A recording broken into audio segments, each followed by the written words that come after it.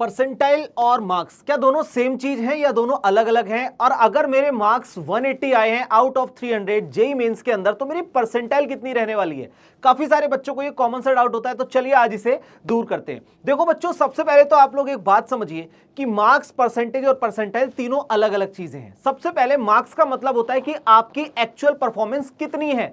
मान लेते हैं कि आप लोग 300 मार्क्स का पेपर देकर आए जेई मेंस का और आपके उसमें 180 मार्क्स हैं, तो ये तो आपके एक्चुअल मार्क्स हो गए।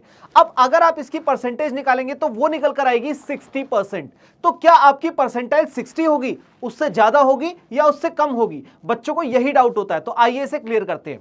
अगर आप लोगों की बात करते हैं परसेंटेज की, तो वो तो आपके मार्क्स से निकल कर आ गई, लेकिन जो परसेंटाइल होती है ये डिपेंड करता है कि आपसे पीछे कितने बच्चे हैं, यानी कि आपसे कम स्कोर कितने बच्चों का है। तो ये टोटल डिपेंड करता है पेपर की टफ होने के लेवल पर। यानी कि अगर पेपर का लेवल बहुत ज्यादा टफ है तो आपके 60% के अंदर भी या 180 स्कोर में भी परसेंटाइल आपकी 90 से ऊपर आने के भी चांस है। लेकिन अगर पेपर बहुत ज्यादा इजी आ गया और आपने कहीं 180 स्कोर किया है तो परसेंटाइल आपकी 90 के आसपास रहने वाली है। तो अगर मैं बात करता हूं आपसे कुछ प्रीवियस डेटा की, तो आपकी स्क्रीन के ऊपर वो दिखेगा, आप उसे एक बार एनालाइज कीजिए।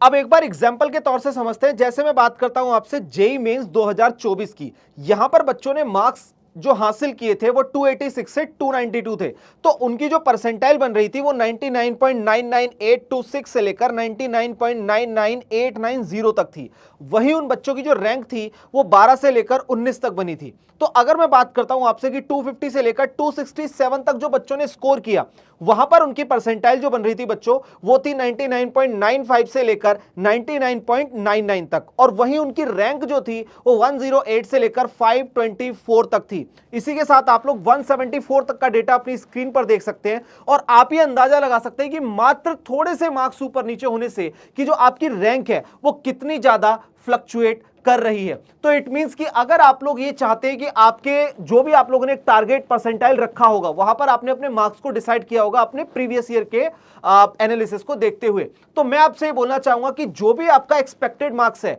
उससे 10-15 नंबर या 20 नंबर आप ऊपर ही सोचिए, क्योंकि पेपर के लेवल पर डिपेंड करेगा कि आपकी परसेंटाइल कितनी बनेगी।